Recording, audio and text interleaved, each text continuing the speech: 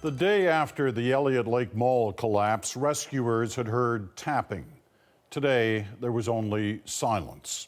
There will be no survivors from Saturday's disaster in the Northern Ontario community, a story that has gripped a nation.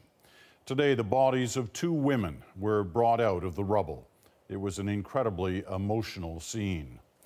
Joanna Rimiliotis was there. Joanna. Peter, no one wanted it to end this way, but the rescue mission is over.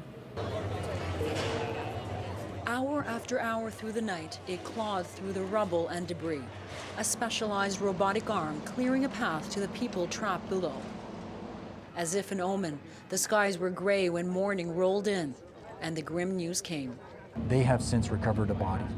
Now what's happening again, as I said, when we say we removed the debris, there are certain places, again, where we believe there to be human remains. The first one pulled is a fatality. Still, people kept huddling in the rain, straining to hear more, holding on to fading hope that maybe someone else would be found alive. Seems like a long time for all this to be happening, like Saturday, now we're like Wednesday. It just seems so long. The operation had been a delicate one, picking at a collapsing structure that had caved in on the two women authorities knew for certain were inside. The head of Ontario's police force came to offer his support to the families and, in a way, to come home. Chris Lewis is from Northern Ontario.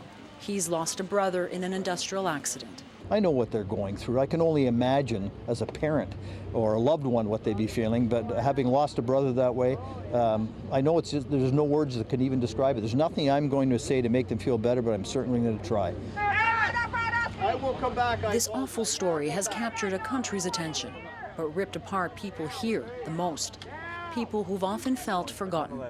You know what we know at this point. No, we don't. No, we don't. No. They're working with all due haste. More information did come in a packed news conference that began with a moment of silence. And even more bad news.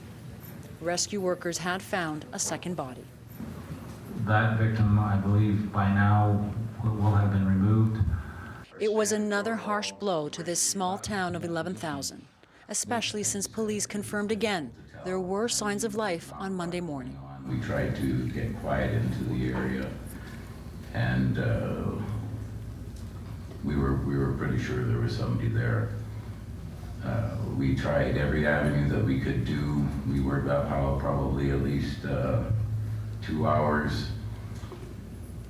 It was pretty discouraging that we couldn't get to those people. At the local radio station, where residents streamed in, Bob Alexander struggled to report on a story so close to his heart. The emotional roller coaster ride. A story he will never understand. It's another beautiful sunny afternoon at the Day of the Mall. Let's have our coffee. Let's buy some tickets at the kiosk. Let's converse in the food court. Let's go shopping at Zellers. Let's eat at Elliot's Not Here. Let's go to Foodland and shop. It all changed. Especially for family members who got the news first.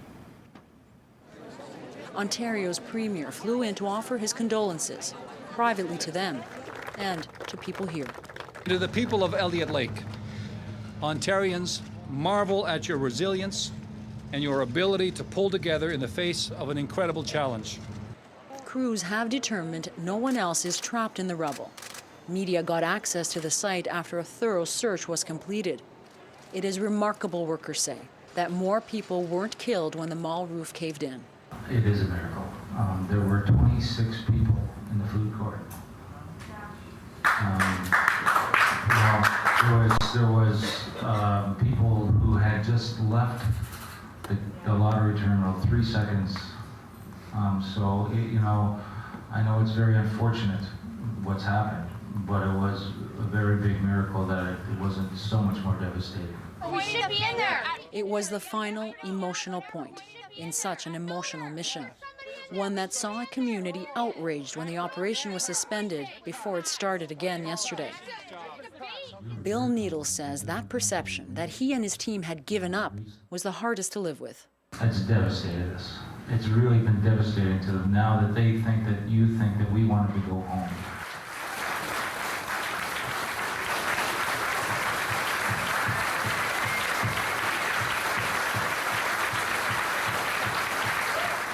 It was an extraordinary moment of reconciliation, bringing some measure of peace to rescue workers who couldn't save anyone and to a heartbroken community that is now left to move forward.